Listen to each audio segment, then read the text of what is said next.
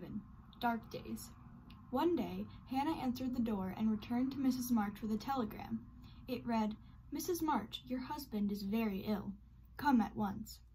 Mrs. March rushed around, shouting at everyone to get her trunk, nursing supplies, and anything else her husband might need or want. Mr. Lawrence came with more things to help Mr. March. As Meg ran through the hall, she suddenly ran into Mr. Brooke. "I'm sorry to hear about this," he said. "I will go with your mother since Mr. Lawrence has things for me to do in Washington." "How kind of you," Meg said. "Thank you." Soon, everything was ready. Then Joe gave her mother a roll of money. $25? Joe, what have you done?" her mother asked. "I earned it, and I sold what was my own," Joe said. She took off her hat, and everyone cried out. Her long hair was cut short. Joe said, "It doesn't affect the fate of the country, so don't be upset. I wanted to do something for Father. I had to find some way to get some money." As they waited for the carriage the next morning, their mother said, "Children, I leave you to Hannah's care and Mr. Lawrence's protection. Don't worry while I am gone. Do your work as usual." They each promised to do the thing she asked. The carriage drove away, and the sun shone on their smiling faces as they waved. Over the next few weeks, news from their father gave them comfort. He was dangerously ill, but the care of his nurses had already helped him. Mr. Brooke sent a note every day, and the news was always better. For the next week, everyone worked hard, but after a while they grew tired and stopped. In this, they learned a hard lesson.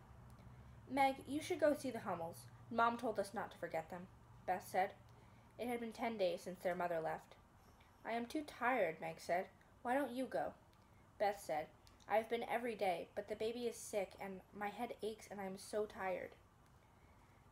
Meg promised to go the next day. Joe said, "I'd go, but I want to finish my writing." They waited to see if Amy would come home and go, but after an hour she did not come. Meg went to her room to try on a new dress. Joe worked on her story, and Hannah was asleep by the fire. Beth put on her coat, filled her basket with things for the poor children, and went into the cold air. It was late when she came home. Not long later, Joe found her sitting in their mother's closet, looking sad with red eyes. "What is the matter?" Joe cried. "Oh, Joe," Beth said, "the baby died in my lap before Mrs. Hummel came home. The doctor came with her and said it is scarlet fever. He told me to go home and take medicine." Joe hugged her and said, "If you get sick, I'll never forgive myself." But Beth said she already had the symptoms.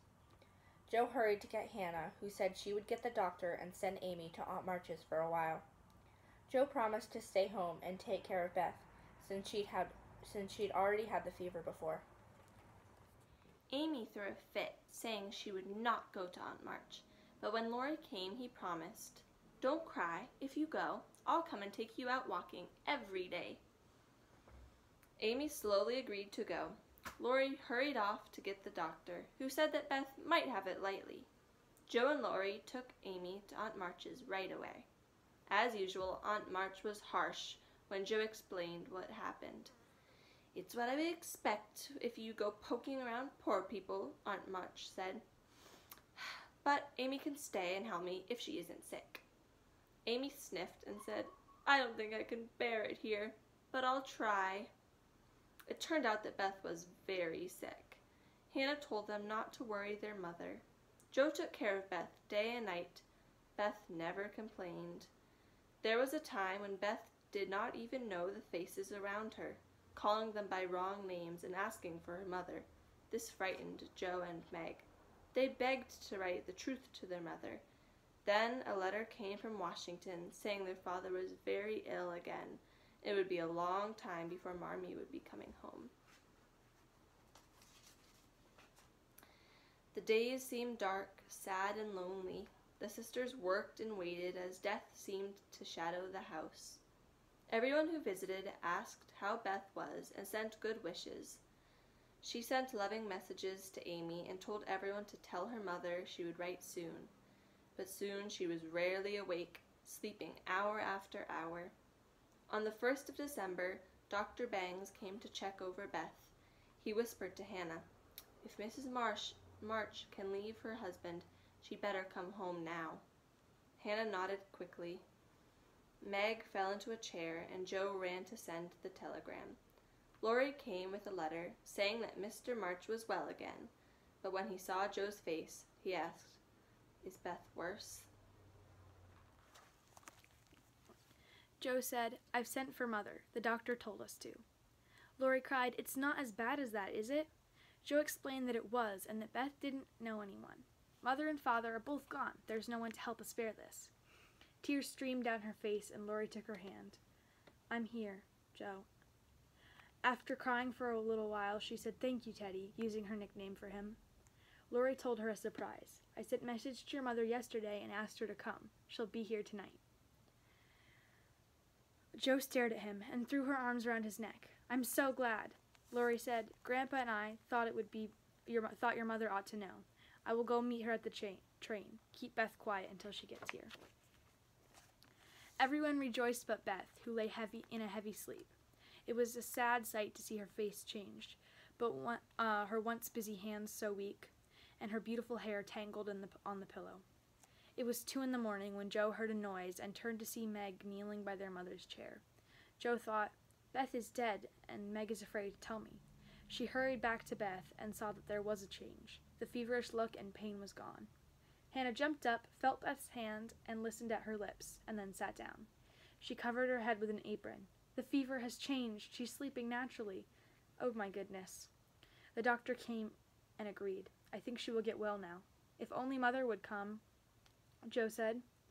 As the sun rose, Meg said, "It looks like a fairy world." Then there was a sound of bells at the door. Laurie said, "Girls, she's come."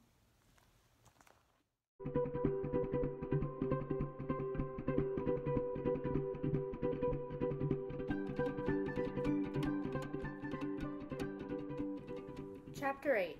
A Secret Told. The house was full of happiness at the reunion of the mother and her daughters. When Beth woke, the first thing she saw was her mother's face. Marmee sat and held Beth's thin hand as she slept. After a large breakfast from Hannah, stillness and rest filled the house. Laurie hurried to tell Amy the news. Even Aunt March sniffed back tears at his story. Later at home, Joe found Marmee in Beth's room and asked to speak to her quietly. "It's about Meg." "Do you think he cares for her?" Mother asked. "I don't know about love and such silliness," Joe said. Her mother said, "Mr. Brooke asked me to call him by his first name. He's been so good to your father." Joe was upset, but her mother said, "I will not agree to Meg getting engaged so young." Joe argued, "He'll make her fall in love with him and he'll find a fortune somehow and take her away from our family. Let's send him away and not tell Meg." Her mother said, "That is the way of girls. Meg is only 17 and it will be years before John can make a home for her. If they love one another, they can wait." A moment later, Meg came upstairs with a letter from her father. "Add my love to John," Mrs. March said. Meg smiled. "You call him John?" Her mother nodded. "He has been like a son to us." Meg said, "I'm glad. He is so lonely. Good night, Mother. I'm glad to have you home." Once Joe found a piece of paper in Meg's desk with the words "Mrs. John Brooke." Joe groaned and threw it in the fire. The next weeks were filled with peace as the sick quickly improved. Mr. March talked of returning home early in the new year. The girls took care of Beth in their own ways. As Christmas came near, Joe and Laurie came up with all kinds of exciting ideas, but they were soon stopped from their plans. On Christmas Day, the weather was mild, and Hannah felt in her bones that it would be a wonderful day. Mr. March wrote that he would soon be home. Beth felt much better and was carried to the window. Laurie and Joe had turned the garden into a surprise. A tall snow maiden stood, holding a basket of fruit and flowers in one hand and a roll of new music in the other. A colorful afghan hung around her shoulders, and a paper streamer came out of her mouth with a Christmas carol for Beth. Joe and Laurie ran outside to bring in the gifts to everyone. Then Laurie opened the parlor door and quietly said, "Here's another Christmas gift for the March family." There stood a tall man leaning on the arm of another tall man. Everyone ran, and soon Mr. March was surrounded by 4 pairs of loving arms. Mrs. March finally held up her hand and said, "Hush, remember Beth." But Beth ran into the room and straight into her father's arms. The 2 sick people were led to a big chair that they shared. Mr. March explained that he had long wanted to surprise them, when Mr. March glanced at Meg and suggested that Mr. Brooke eat something with them. Joe stormed out of the room. Hannah had a Christmas dinner ready that was a sight to see, and they all ate and drank and told stories and sang songs. Then the guests left early so the family could be alone together. Joe reminded them that a year before they were complaining about the small Christmas they would have. Mr. March spoke to each girl about how proud he was of them and the wonderful changes he could see in each. When asked her thoughts, Beth told how in Pilgrim's Progress there were so many troubles, and then a pleasant green meadow. It's singing time now, and I want to be in my old place. Beth sat at her piano and softly touched the keys. She sang in a sweet voice that they had never thought to hear again. The next day, mothers, daughters, and even Hannah did everything to take care of Mr. March. But something seemed to needed to complete their happiness. Joe shook her fist at Mr. Brooks' umbrella left in the hall. Meg was shy and silent and blushed whenever John's name was said. Joe said, "You are not your old self and seem so far away from me. I do wish it was all settled with you and Mr. Brooke. What would you say if he asked to marry you?" Meg said, "I would calmly tell him that he's very kind, but I agree with Father. I am too young, and we should just be friends, as before." Then a knock at the door caused Meg to run to her seat and sew as fast as she could. "Good afternoon. I came for my umbrella, and to see how your father is today," said Mr. Brooke as he walked into the room. Joe said she would get their father and left to give Meg time to make her speech. But when Joe left the room, Meg moved towards the door. "Mother would like to see you, I'm sure," she said. "Don't go. Are you afraid of me, Margaret?" Mr. Brooke said, looking hurt. Meg blushed and said, "You have been so kind to Father. I wish I could thank you." Mr. Brooke held her small hand in his. "Shall I tell you how?" His eyes looked at her with so much love. Her heart beat fast. She tried to pull her hand away. He said, "Please, I love you so much. Do you care for me at all, Meg?" She stammered that she didn't know and was too young. Finally she pulled her head and said, "Oh, no, please leave." John spoke so kindly and looked so sad that she found her heart changing. Just as John was leaving, Aunt March came in to see their father, who was her nephew. "What's all this?" Aunt March asked. It's Father's friend," Meg said. "I insist on knowing what's going on," Aunt March said, sitting down. "Mr. Brooke just came by for his umbrella," Meg said. "That Lawrence boy's tutor? I understand. I made Joe tell me all about it. But you haven't accepted him, have you?" cried Aunt March.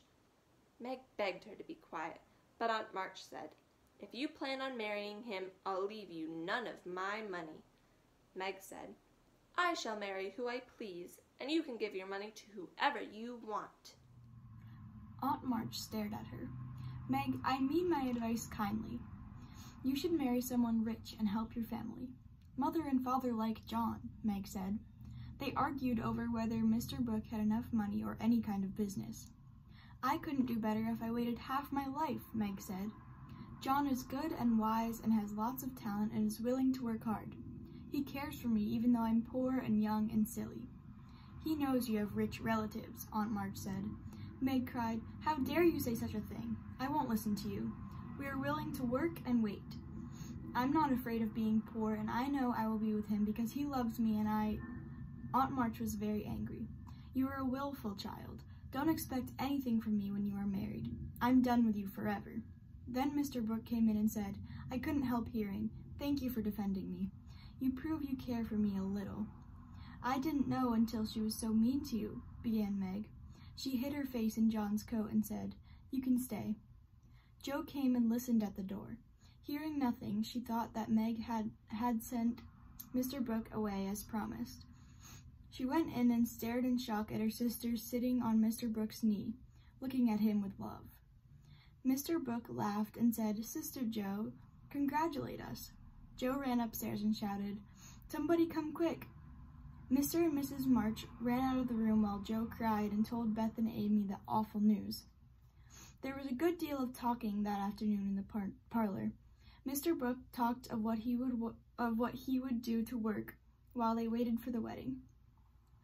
Laurie danced into the room with flowers for Mrs. John Brooke. I knew John would have his own way, Laurie said. Joe did not approve of the match, but made up her mind to not say anything against it. I've lost my dearest friend, she told Laurie. Laurie told her that she still had him and he would stand by her all his life.